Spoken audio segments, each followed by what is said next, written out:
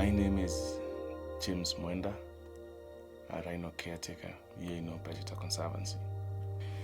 I have been working with the last northern white rhinos for the last 4.5 years, and with an open mind. This rhino caretaking job, especially with the realization that they are the last of their kind, is emotionally draining. Hey, one. Big girl. Hey.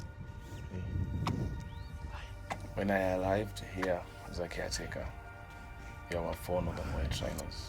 Then brought to Kenya from Czech Republic with the aid of trying to breed them through an initiative called the Last Chance of Survival.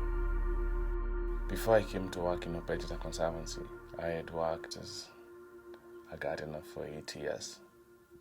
But I also grew in an area where we had human-wildlife conflict, especially with the elephants that would come and tear away our farms. And I realized that there was a need of having a people who would act as a bridge between the animals and people. And that is where the dream was born of being a conservationist.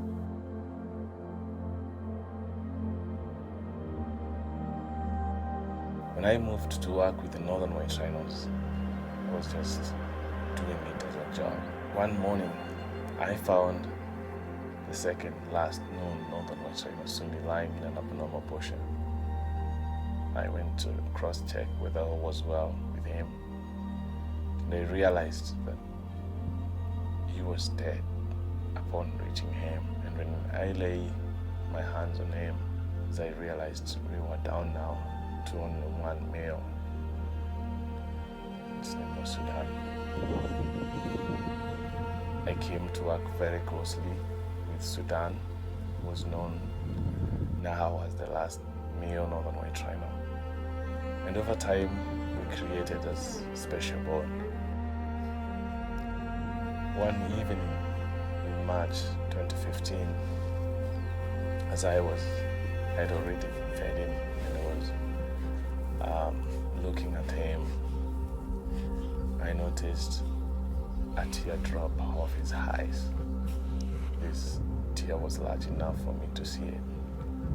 I laid my hands on him and I realized there was an emptiness in him and a sadness that he carried every day, and he had no other way of expressing it. Done.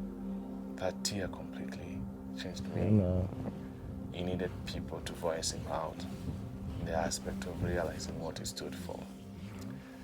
I laid my hand and promised him that I would do within all I could afford to be his voice.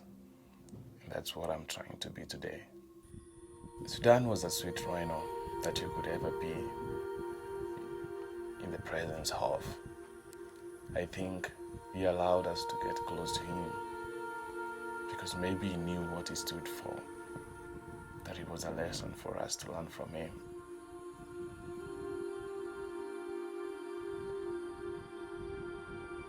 Sudan never asked for this, to be labeled the last of his kind. It was political instability, greed, corruption, traditions, beliefs and norms that has made these northern white rhinos to be the last of their kind. As of now, we have only 2 females known to exist. Najin, who is Sudan's daughter, and Fatu, Sudan's granddaughter, who carry Sudan's legacy. We have fixed our hopes on. The rhino horn is made of keratin, the same component that makes our hair and our fingernails, because it's merely nothing else. It's clear that if the buying stops, the killing will too. We are all here today because we are in a collective agreement that what has happened to the northern white rhinos and what is happening to many other more individual species is not the way it should be. We have a common understanding that we have a sole responsibility to make the world a better place.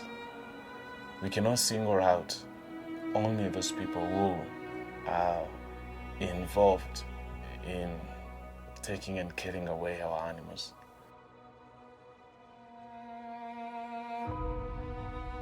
I believe today Sudan is looking down to us.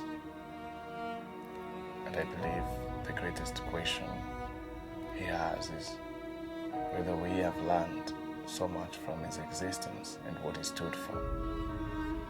And I believe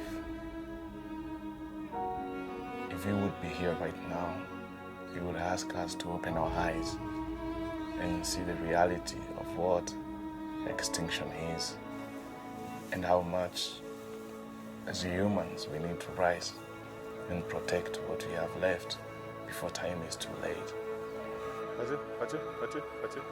I would want to challenge and compel all of us to realize ourselves and not only talk, but it's time to take up action.